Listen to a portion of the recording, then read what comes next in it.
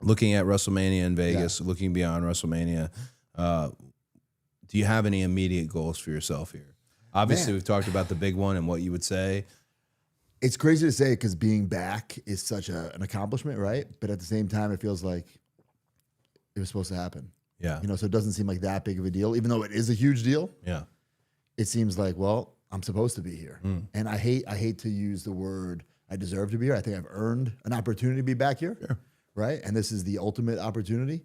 And I don't take that lightly. So any opportunity I get, I'm going to do my best to be always ready and knock it out of the park. Would you ever do a tag team match with me? Sure. But you wouldn't wear the jacket, right? I would rather not wear the You have a Nightmare I family. do have a Nightmare family jacket. Yeah, you kept yours.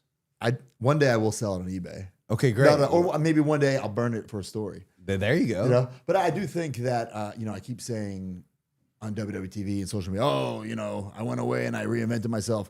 I don't think the WWE universe yet has seen who I was on the indies. Sure. I haven't shown them who I was. Yeah. I wasn't this nice guy slapping hands. That's not who I was on the independents. Right. So when the time's right, I think you'll see that version of Matt Cardona hopefully in WWE. I think too, like to your point about that side of you, it feels like it's naturally maybe heading that direction, but also it's a whole new version as well. There is what you got there and who that was, the complete Matt Cardona, Deathmatch King, all these things, the King of the Indies, that was one block. Right. And I know for me, it's like the American Nightmare, that was a block, and then it became something else, which I'm so grateful. It evolves, It evolves, Yes. and you're still evolving. Again, back to like the Chris Van Vliet question of like, are you always in character? The thing that I got the most out of it was, well, at least I'm comfortable with who I am more than I've ever been. Yeah, I think for you, I would say it's the same for me. It just doesn't stop. Yeah. Like when they say cut on this and you go and you're doing whatever, you're going to be thinking about SmackDown tomorrow or the next PLE or the next merch thing. And that's just how I'm wired too. It does not stop. So my brain's always going. Do you, we've seen a lot of retirements lately. AJ Styles retirement, John Cena. Who's the next? Hopefully not one of us. I don't want to see. I'm not loving these retirement ceremonies. Bro, it's crazy how time really does fly. I mean, like, we met when we were 21, right? Yeah. Like, and we're 40. Didn't like each other. Did not like each other for about years. a decade. Yeah. Yeah. It wasn't until we found out we both like theme parks. That was it. Guys. Yeah. I think too, probably one of the residual things of not liking each other was you were doing the Edgehead thing. Yeah. We were doing Legacy with Randy. And there was not even like, they weren't even in the same time. No.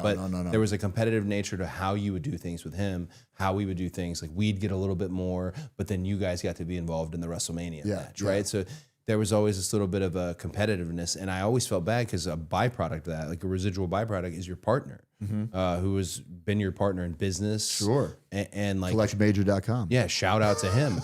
Great partner, great guy, great father. Yes. I never liked him. Right. Because of that whole thing. And I never really got that moment.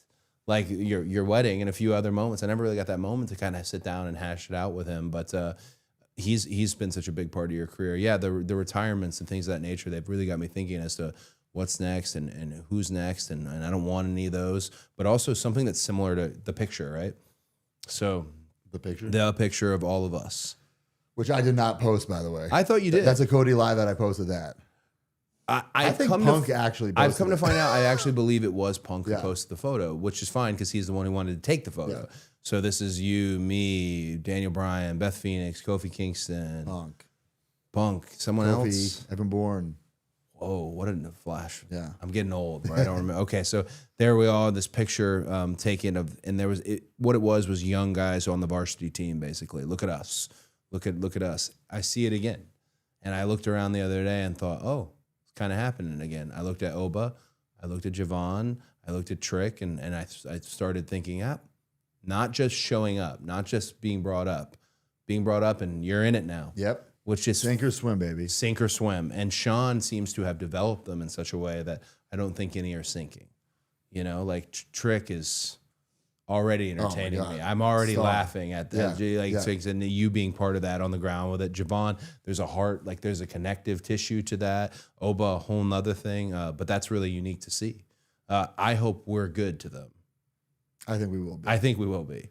because we're going to be, not that people were bad to us. It was a different time, different generation, you know? I don't know. Some were pretty bad. Well, it's like, Also, some who didn't have the right to be bad. Sure. But, Undertaker can kick you in the ass, Right. you know? Some others are like, what the but I always say, like, you know, like now I could talk about my love for collecting toys, like, yeah. and it's not a big deal. But imagine if I went to Target on the road and got like a hardcore Holly figure and brought it into the dressing room and say, Bob, can you sign this? What would have happened? Yeah. Like, just think about it. Like, he would not have signed it. He would have signed it on the side. No, I don't think so. After several weeks of, he would have signed it on the side. I probably would have been kicked out of the locker room for bringing in that figure. Were you not kicked out of the locker room for the internet title thing, or just close? I was never kicked Because out. I know Hunter said if you brought that around in my day, we'd kick your ass, right? Something to that effect. Okay, but that was the internet championship. That's what I brought it out to pitch it. Dude, so super important. Like, I'm so very, very glad. And if I could mention anything, WWE has a massive digital department. Yeah. Massive. They used to not have a massive digital department. Everyone who's been on any type of ride, whether they were doing their own exclusive content, whether they're doing a vlog, the original.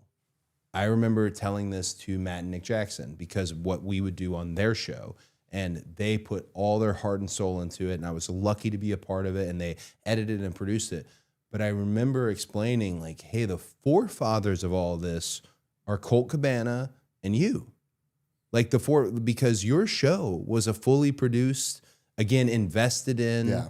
I don't know if you want to speak to, like, What was it? It wasn't the first. It wasn't the first web show. There was like Miz and Morrison had something. I think Yes. Santino had something. But I was the first one to do it myself, film it myself, write it myself, edit it myself. I use the term funded myself. Of course. I use that term loosely, but Yeah. I did it all on my own. But that was building the connection with the audience. It was all to get. I didn't want a YouTube show. Yeah. I wanted the fans to connect to me. You know, And how many episodes did it get? 100 episodes. And a music video, is that included in the episode? Hosky is not included in that Hosky's series. its own thing? Yeah, standalone. Okay, that's a Yeah, standalone yeah. piece. Listen, I'm very proud of that YouTube. Without that, you know, I would have been released in 2011 Yeah. probably. And indies were a different time then. You get released in 2011, 2012. It's not like how it is today Yeah. with their social media and you can like build this buzz and build your brand. Yeah. I would have been dead in the water. Does the show ever come back? I don't think it ever. I mean, I think maybe we do like a reunion. Right. It never comes back like A weekly. reunion would be really A cool. reunion would be cool. Now, especially that everyone's seen it. And I Yeah. feel like maybe even getting Triple H involved in the reunion a little bit. I would because love that. There's a lot of characters that were parodied and like Yeah. you climbing over the fence, I'm Yeah. trying to get over. I think a reunion would be hot. Yeah. I think a reunion I'd would like be very that, hot. yeah. This reminds me, and of course I should have started because this is all over the place because we have a relationship already. This reminds me of the fact that one of my last memories on my first run here was laying ass first in this ladder that had been broken on the side of the ring in, you know, AT&T Stadium. Yep.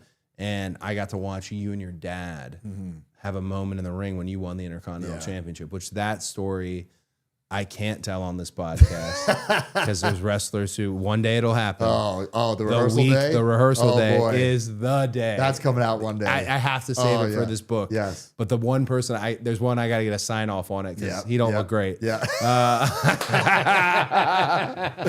But that was Yeah. everyone in that match was excited. Almost everybody. Okay, that was There excited. two who were not. I'd say one, but fair enough in this Yeah. sitting. But I got to watch that moment with you and your dad, and I remember thinking, like, I'm so happy for him. Your dad's been a big part of your Yes. journey throughout the business in Yeah. terms of from the beginning. Does he introduce you to wrestling? So, like, my earliest memories as a kid are watching wrestling. I don't remember the first match. Yeah. Like, every memory involves wrestling figures, going to shows, right? So my dad was always supporting my mom too, but my dad's at my first indie show, like holding the camcorder, right? And then WrestleMania, when I win that ladder match, like Ziggler says, "Come on," and yeah. he's, okay, just hops the guardrail, and he's been at so many shows that security knew who he was and didn't tackle him. Thank Yeah. God. And I'm on the top of the ladder, and I look down, I see him, like, what the is he doing down here? Yeah. I get down there, I hug him, big hug. He takes the WrestleMania cowboy hat, puts it on my head. I'm like, get this shit off me, you know. Yeah. But like looking back, it's like the greatest moment of my career. Sure. You know, and then when I got fired, I was actually looking at a photo of that thinking, all right, everything's going to be okay. Yeah. And everything was. Well, I always tell people if you had a spot like that and you had a moment like that, you can get back to one. Yes. You know, you have your downs and you have your moments where maybe you're not putting in the work. Maybe you're not maybe it's self. You caused it. But if you ever did it, don't count that person out. Like that's the classic. If you ever want to see what a man can do, ask him what he's done already. Right. Same with a woman, of course. Like you see what they've done. That's a prime example. You get 80,000 people who lost their mind over you pulling. I think it was 100,000 actually. Well, that one, that fire marshal kicked back on that one, right? That's a great story, by the way. But yeah, no, I remember thinking that was such a cool memory and it's so nice to be part of. And your dad, what was your arena that you'd go to growing up? Nassau Coliseum on Long Island or Madison Square Garden. Yeah. Big Apple. Yeah. And favorite, was Razor Ramon one of your favorites? Razor was definitely one of my favorites. Of course, like, you know, grew up loving Hogan and Macho, but Razor was my guy for sure. You have that great photo where he's holding the title, right? Because he let you hold his. Yeah, so I was at WrestleMania 10, MSG. He wins the title in a ladder match, IC title. And a couple months later, I took a photo with him and gives me his title, right? Yeah. And then after I won at Mania, I found him and we took the same photo, but he's holding my title. It's like no writer wrote that, you know, like that was real life. And that's the good stuff. And it's like I have both of those in my office, both those pictures.